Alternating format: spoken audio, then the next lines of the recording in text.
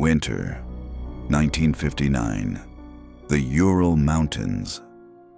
Soviet Union. 9 experienced hikers set out on an ambitious expedition through one of the coldest mountain ranges in the world. They were young, healthy, and highly trained. None of them expected this journey to become one of history's greatest unsolved mysteries. Their leader was Igor Dyatlov, a 23-year-old engineering student with extensive mountaineering experience. The group planned to reach a remote peak and return within 2 weeks. But they never came back. Days passed without any word. At first, no one worried. Winter expeditions often ran behind schedule. Then the silence became impossible to ignore. Rescue teams entered the frozen wilderness. After days of searching, they found the hikers' tent. What they saw made no sense. The tent had been slashed open from the inside.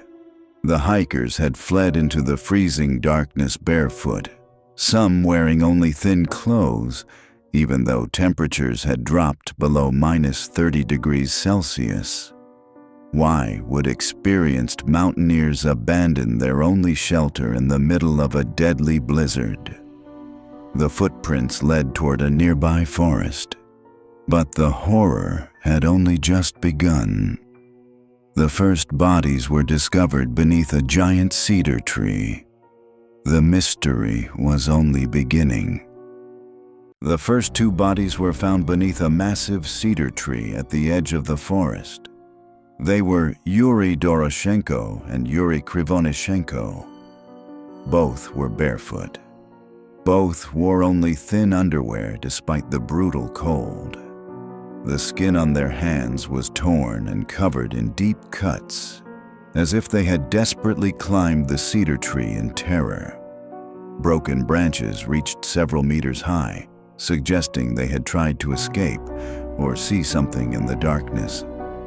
A small campfire lay beneath the tree. It had long gone cold.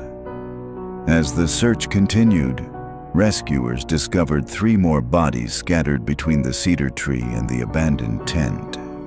One of them was the expedition leader, Igor Dyatlov. The positions of the bodies suggested they had been trying to crawl back to the tent. They never made it.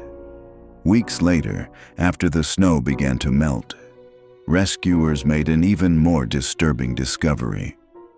The remaining 4 hikers were buried beneath several meters of snow inside a nearby ravine. Their injuries shocked the investigators. One hiker had a crushed skull. 2 others had devastating chest fractures, injuries so severe that experts compared them to the force of a high-speed car crash. Yet strangely, there were almost no external wounds. It was as if an invisible force had crushed them from the inside. Then came the most disturbing discovery of all. One victim, Lyudmila Dubinina, was missing her tongue. Parts of her eyes and soft facial tissue were also gone. Investigators could not determine exactly when or how it happened. As if the bizarre injuries weren't enough, some of the hikers' clothing was later found to contain unusual levels of radioactive contamination. Why would ordinary university students be carrying radioactive clothing? The Soviet investigation offered few answers. Instead, it created even more questions. By the end of the investigation, rumors spread across the Soviet Union.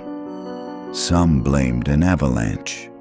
Others whispered about secret military experiments. And a few believed the hikers had encountered something that should never have existed. The official Soviet investigation ended with a short and mysterious conclusion. The 9 hikers had died because of a compelling natural force. No one explained what that force actually was. The case was sealed.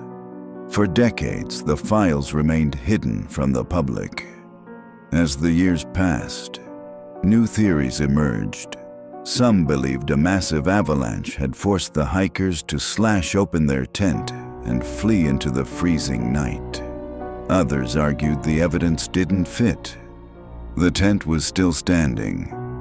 Many footprints remained visible, and experienced hikers rarely abandoned their only shelter without a clear reason. Another theory claimed the group had wandered into a secret Soviet military test. Witnesses in the area reported seeing strange orange lights moving across the night sky around the same time. Could they have witnessed classified weapons testing? No official evidence has ever confirmed that claim. Then came even stranger ideas.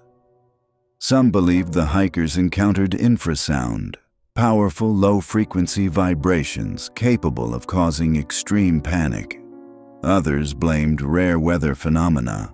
Some even suggested they had come face to face with something beyond human understanding. But none of these theories explain every detail. Not the footprints, not the devastating internal injuries, not the radioactive clothing, and not why 9 experienced hikers abandoned safety in temperatures below -30 degrees Celsius. More than 60 years later, the Dyatlov Pass remains one of the world's greatest unsolved mysteries. Perhaps one day, the mountain will reveal what really happened on that freezing February night. Or perhaps the truth disappeared into the snow forever. What do you think happened at Dyatlov Pass? Was it a natural disaster, a secret military experiment, or something we'll never truly understand? Let me know your theory in the comments.